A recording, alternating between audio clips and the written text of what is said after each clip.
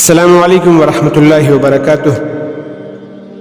سامعین گرامی، آج میں آپ کو بتا دوں کہ اسلام میں سلام کی ابتدا کب ہوئی،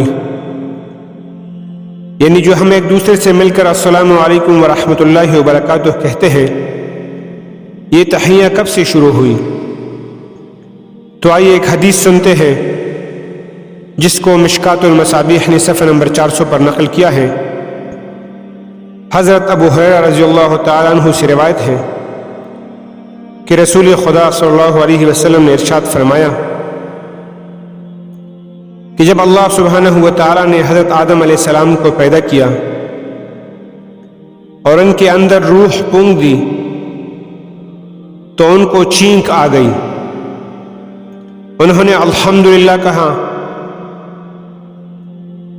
ان کے رب نے یرحمک اللہ فرمایا اور فرمایا کہ اے آدم، ان فرشتوں کی طرف جاؤ جو وہاں بیٹھے ہوئے ہیں اور ان کو جا کر السلام علیکم کہو۔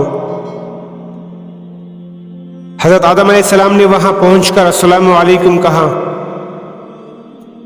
تو فرشتوں نے اس کے جواب میں وعلیک السلام ورحمۃ اللہ کہا۔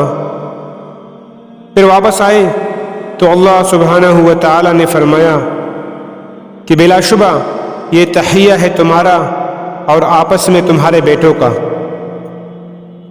اس حدیث شریف سے معلوم ہوا کہ انسانوں میں سلام کی ابتدا اس طرح ہوئی کہ اللہ سبحانہ و تعالیٰ نے سب انسانوں کے باپ حضرت آدم علیہ السلام کو حکم دیا کہ فرشتوں کو جا کر سلام کرو۔ ایک بار حضور نے فرمایا، اے لوگو، سلام کو پھیلاؤ، کھانا کھلاؤ، صلہ رحمی کرو، اور جب لوگ سوئے ہوئے ہوں تو مصلی بچھا کر نماز پڑھو تو رب کی جنت کے اندر سلامتی کے ساتھ داخل ہو جاؤ گے۔ یہ حضور نے جنت میں داخل ہونے کا نصاب دیا۔ سلام پھیلاؤ، ایک دوسرے کی خیرخواہی کرو، السلام علیکم کی کلچر کو فروغ دو اور خلوص دل سے اپنے بھائی کو سلامتی کی ضمانت دو۔ ہم جب کسی کو کہتے ہیں السلام علیکم، اس کو اپنی جانب سے سلامتی کی ضمانت دے رہے ہوتے ہیں کہ میرے بھائی، میری جانب سے بے فکر ہو جا، تیری عزت، تیری آبرو، تیرا مال میری جانب سے محفوظ ہے۔ اور وہ جواباً کہتا ہے وعلیکم السلام۔ اگر تیرے جذبات میرے لیے یہ ہیں تو پھر سن لے، میری طرف سے بھی تو محفوظ ہے، تیری آبرو بھی محفوظ، تیرا مال بھی محفوظ، تیرا جان بھی محفوظ۔